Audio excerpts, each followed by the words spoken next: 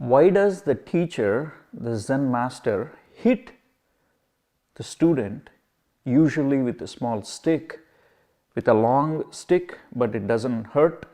Why does the teacher hit a student during a meditative practice? During Zen meditation, we have noticed that the teacher hits the pupil with a stick. Why does he do that? Those of us who are familiar with Buddhism or Buddhistic practices know that there is a thing called Zen meditation. It came from the word Zazen or Zen. The word Zen actually came from the Sanskrit word dhyana, or dhyan became Zen. So in this Buddhistic practice, when the student is meditating, the teacher comes and hits the student. Now you see what happens during a meditation, what happens to the mind of the student or the practitioner during this type of Zen meditation. You see, in meditation, what the student tries to do or does is to see the world as an illusion, to see the... Now, imagine yourself on a stage playing a role, right? So you are playing a role on a stage, a drama, a stage show. Now you imagine yourself in that role, gets attached to it and start playing that role. Whatever role that you're playing, you get attached to that role, because unless you get attached to that role, you can play it well. So to play it very effectively, to play it well, to enjoy it, you get into what is called immerse yourself in the role.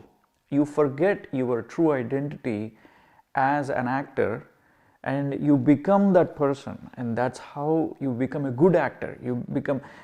The more you identify with the role and forget who you actually are, the better actor you are on the stage.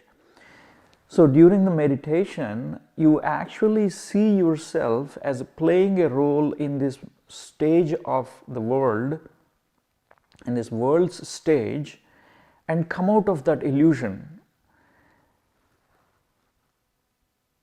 Another way of putting that is you are in an interface playing a particular role with other characters in that interface, and you identify with that character and say that I am that character. During meditation, you let go of that character by saying that I'm not that character, I'm playing that role on this world's stage, and you come out of it and say and realize that the whole entire world's stage is just an illusion. It is just an interface, and you come out of it. But when you come out of it, you see nothingness. You see, when I'm talking to you, you're listening, right? So you assume that there is an agent, there is a conscious agent actually listening to me. Now go back to that conscious agent and see what's behind it. There is really nothingness according to Buddhism, but according to Vedanta, Advaita Vedanta, there has to be something behind it for this conscious agent to have this experience. Whatever name you call it, whether you call it nothingness or whether you call it Atman or however you call it, it does not matter as long as you are in that state seeing this entire world stage as an illusion. So during a Buddhist meditative practice, in Zen meditation, what happens is our mind tries to go back and gets attached to that character on the stage, and the student tries to bring that mind back into the backstage, behind the green screen. And the mind keeps going back to that character and gets attached to it. Whatever that character is, either it's a character that you imagined or a character that you are actually playing.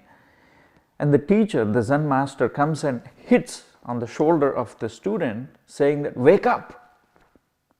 That hitting on the shoulder is a way of saying, wake up from this illusion and see who you actually are. Wake up from this illusion of this interface of this world's stage and go back to your real nature.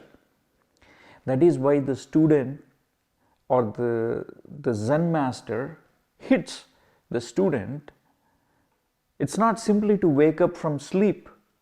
It is a metaphorical way of saying wake up from the sleep of illusion, not just the physical sleep, not because your eyes are tired and you're going back to sleep, but it's actually waking up from that illusion that you are the character in this world when that world is just an illusion. That is why the Zen master hits the student during a Zen practice.